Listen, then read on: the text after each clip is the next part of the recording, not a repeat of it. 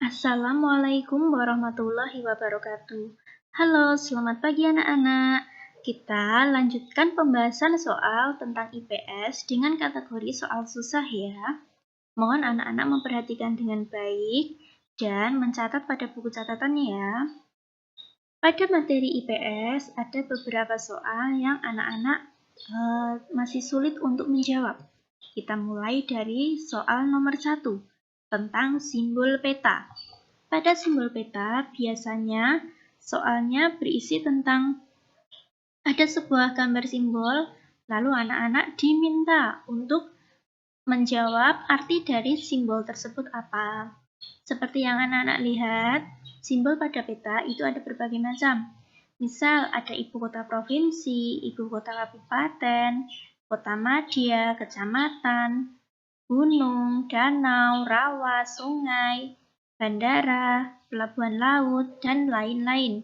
Nah, simbol pada peta ini bertujuan untuk memberitahukan letak dari simbol-simbol tersebut pada peta. Misal, simbol tentang gunung api yang aktif, gunung berapi. Lalu ada kondisi jalan buruk, rawan banjir.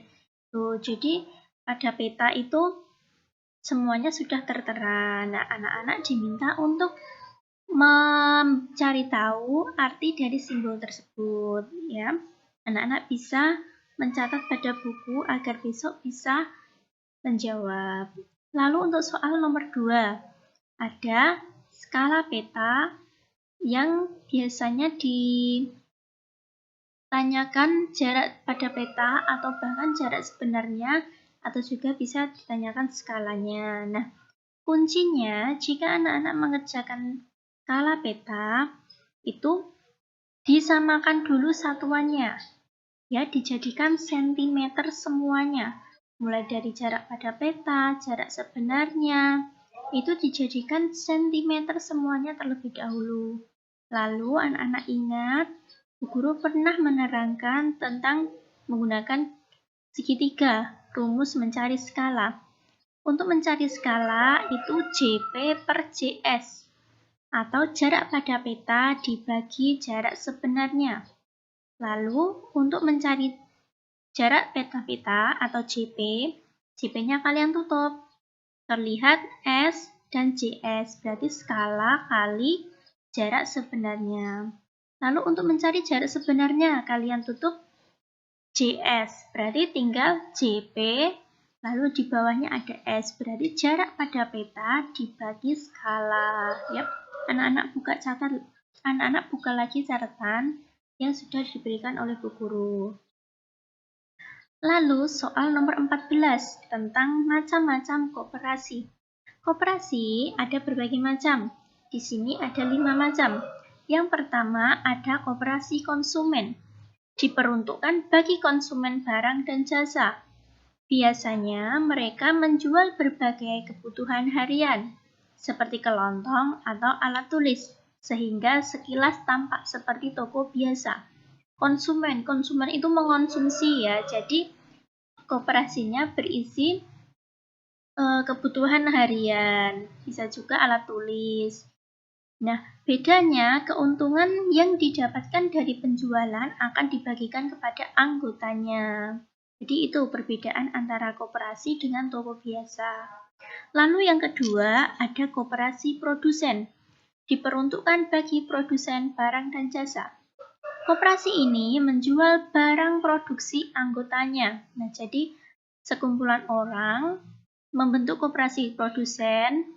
Nah, produksinya setiap anggota-anggota itu dijual melalui koperasi produsen. Misalnya, koperasi peternak sapi perah, berarti menjual produknya, misal susu, keju, yogurt, dan lain-lain. Sedangkan contoh lagi, koperasi peternak lebah menjual madu, bisa juga olahan madu seperti kue dan lain-lain. Itulah contoh dari koperasi produsen. Jadi yang dijual itu produknya. Lalu yang ketiga ada koperasi jasa. Koperasi jasa hampir sama seperti koperasi konsumen, tetapi yang disediakan adalah jasa atau pelayanan. Misal, koperasi jasa angkutan, koperasi jasa asuransi, dan lain-lain. Jadi yang dijual itu jasanya. Kalau koperasi konsumen tadi kan barangnya yang dijual. Kalau koperasi jasa yang dijual adalah jasanya. Lalu yang keempat, ada koperasi simpan pinjam. Koperasi simpan pinjam memberikan pinjaman kepada anggotanya. Koperasi ini bertujuan untuk membantu anggotanya yang membutuhkan uang dalam jangka pendek dengan syarat yang mudah dan bunga yang rendah. Jadi dikhususkan bagi anggotanya. Jika bukan anggotanya, itu tidak boleh. Itulah koperasi simpan pinjam. Lalu yang kelima, ada koperasi serba usaha atau biasa disingkat dengan KSU. Beberapa koperasi menyediakan beberapa layanan sekaligus. Misalnya, selain menjual barang kebutuhan konsumen, koperasi tersebut juga menyediakan jasa simpan pinjam. Nah, itu tadi. Jadi KSU itu gabungan dari beberapa macam koperasi. Misal koperasi konsumen dengan koperasi jasa. Bisa juga dengan koperasi simpan pinjam. Itu. Lalu di dalam koperasi itu ada beberapa tugasnya. Anggota itu dibagi menjadi beberapa tugas. Yang pertama ada rapat anggota. Rapat anggota merupakan pemegang kekuasaan tertinggi dalam koperasi. Keputusan penting dalam koperasi seperti pemilihan pengurus, pembagian SHU, dan penetapan dana cadangan diambil saat rapat anggota. Rapat anggota ini biasanya diadakan setahun sekali dan sering disebut dengan RAT atau Rapat Anggota Tahunan. Kemudian ada pengurus. Untuk menjalankan koperasi diperlukan beberapa orang yang bertanggung jawab untuk melakukan koperasi. Orang-orang ini disebut sebagai pengurus dan bertugas menjalankan koperasi secara umum. Pengurus ini memiliki masa jabatan selama 5 tahun. Lalu ada pengawas. Untuk mencegah adanya kecurangan dalam pengelolaan koperasi, kinerja pengurus akan diawasi oleh pengawas. Setiap tahunnya, pengawas melakukan audit atas kondisi manajerial, kondisi finansial, serta kondisi fisik atau inventaris koperasi. Pengawas juga melaporkan hasil kinerja pengurus. Nah, jadi tadi ada pengurus, ada pengawas. Pengawas itu tugasnya mengawasi kerja dari pengurus. Lalu pengurus tugasnya menjalankan koperasi secara umum. Kemudian yang terakhir ada pengelola. Pengurus bertugas menjalankan koperasi secara umum. Sedangkan pengelola bertugas menjalankan usaha koperasi sesuai arahan dari pengurus. Pengelola sering juga disebut dengan manajer. Jadi, pengelola ini di bawahnya pengurus. Pengelola ini melaksanakan tugas sesuai dengan arahan dari pengurus. Nah, tugasnya pengurus ini tadi diawasi oleh seorang pengawas. Begitu ya anak-anak. Kemudian yang selanjutnya nomor 23 biasanya berisi soal tentang kerajaan dan nama rajanya. Nah, kita akan bahas satu persatu. Mulai dari kerajaan Hindu. Jadi, dalam bangsa Indonesia itu ada 3 corak kerajaan. Yang pertama bercorak Hindu, yang kedua bercorak Buddha, dan yang ketiga bercorak Islam. Nah, kita bahas dari kerajaan yang bercorak Hindu terlebih dahulu. Contohnya, nomor 1 ada kerajaan Salakanegara. Ini merupakan kerajaan Hindu atau kerajaan yang ada di Sunda yang paling tua atau tertua. Yang nomor 2 ada kerajaan Kutai, berada di Kalimantan Timur. Rajanya yang terkenal adalah Raja Mulawarman. Peristiwa yang paling terkenal yaitu Raja Mulawarman memberikan 2.000 ekor sapi kepada kaum Brahmana. Yang ketiga ada kerajaan Tarumanegara, berada di Jawa Barat, dan rajanya adalah Dirajaguru Jayasingawarnan. Yang keempat ada kerajaan Galuh, berada di Ciamis. dan rajanya Raja Sahyanga Sri Medang Jati. Kelima, ada Kerajaan Mataram kuno, berada di Jawa Tengah, dan Raja Sanjaya. Nomor 6, ada Kerajaan Pajajaran, berada di Jawa Barat, dan rajanya yang terkenal adalah Sri Jaya Bupati. Ketujuh, Kerajaan Kediri, berada di Jawa Timur. Lalu ada Kerajaan Singasari, berada di Malang, dan pendirinya adalah Ken Arok. Yang kesembilan, ada Kerajaan Majapahit. Rajanya yang terkenal yaitu Raja Hayam Wuruk dan patihnya yang bernama Patih Gajah Mada. Lalu ada Kerajaan Bali, yang terkenal adalah Raja Wangsa Warmadewa. Nah, dari beberapa kerajaan yang sudah disebutkan ini tadi adalah kerajaan yang bercorak Hindu. Anak-anak ingat ya. Kemudian ada kerajaan dengan bercorak Buddha. Yang pertama ada Kerajaan Holing. Ratunya yang terkenal, rajanya yang terkenal ada Ratu Sima dan Janadrama. Lalu ada Kerajaan Sriwijaya berada di Sumatera. Kemudian ada lagi kerajaan yang bercorak Islam. Yang pertama ada Kerajaan Perlak, berada di Aceh dan pendirinya adalah Syekh Maulana Abdul Aziz Syah. Kedua ada Kerajaan Samudra Pasai, berada di Aceh juga dan pendirinya Sultan Malik Al-Saleh.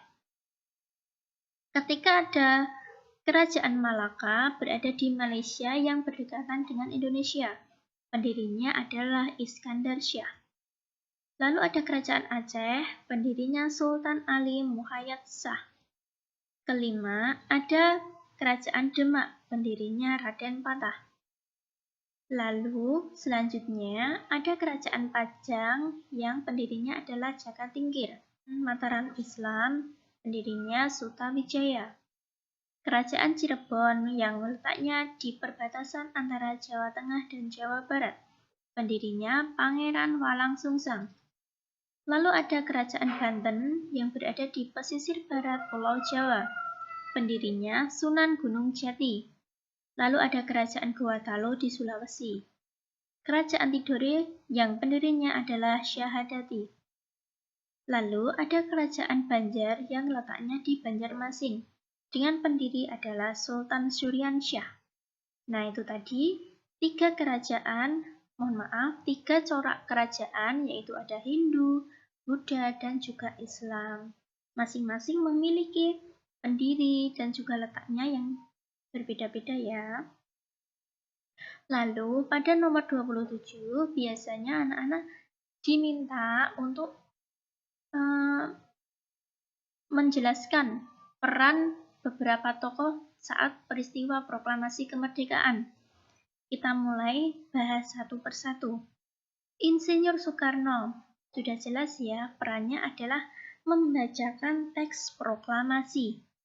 Lalu ada Insinyur Soekarno Muhammad Hatta yang menandatangani teks proklamasi atas nama bangsa Indonesia. Lalu ada Fatmawati yang menjahit bendera merah putih. Kemudian ada Sayuti Melik yang mengetik teks proklamasi. Laksamana Maeda yang menyediakan rumahnya untuk tempat perumusan teks proklamasi pada waktu malam hari sebelum peristiwa proklamasi kemerdekaan ya. Lalu ada Soekarni yang berperan untuk mengusulkan agar yang menandatangani teks proklamasi adalah Insinyur Soekarno dan Muhammad Hatta atas nama bangsa Indonesia.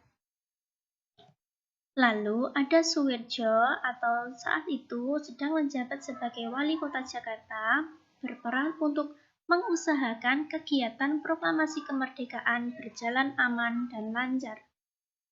Kemudian ada B.M. Dia dan Yusuf Ronodipuro yang berperan sebagai wartawan yang menyiarkan kabar ke seluruh tanah air.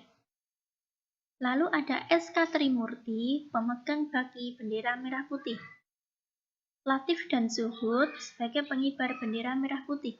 Nah, anak-anak perhatikan, pengibar bendera merah putih itu kan ada 3. Yang tengah itu yang memegang bendera merah putih. Nah, Posisi yang tengah ini ditempati oleh SK Trimurti, sedangkan yang ada di samping kanan dan kiri adalah Latif dan Subud. Lalu, Insinyur Soekarno, Muhammad Hatta, dan Ahmad Subarjo itu yang menyusun naskah proklamasi. Kemudian ada Franz S. Mendur berperan dalam merekam sejarah melalui gambar-gambar hasil bidikannya bersama kawan-kawannya di IPOS atau Indonesia Press Photo Service. Kemudian ada Waidan, Syahrudin, dan F. Wus mengabarkan berita proklamasi ke seluruh dunia melalui radio saat orang-orang Jepang istirahat. Nah, Waidan, Syahrudin, dan F. Wus ini ke seluruh dunia mengabarkannya, sedangkan jika B.M. Diah dan Yusuf Ronodipuro mengabarkannya ke seluruh tanah air. Jadi berbeda ya. Nah, itulah anak-anak beberapa soal yang di mata pelajaran IPS kalian masih susah untuk menjawab. Sebenarnya ada beberapa soal, tetapi kita lanjutkan di pertemuan selanjutnya ya. Semoga bermanfaat dan anak-anak bisa menerima materi hari ini dengan baik. Terima kasih. Wassalamualaikum warahmatullahi wabarakatuh.